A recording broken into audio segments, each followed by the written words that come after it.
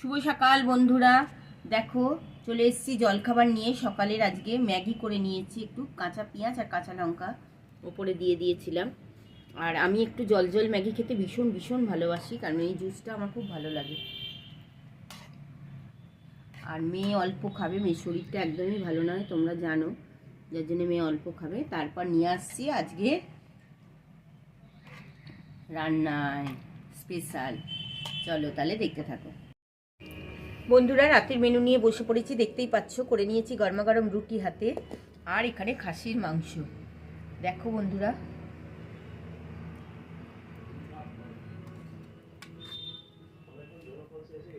কালারটা দারুণ হয়েছে। এই যে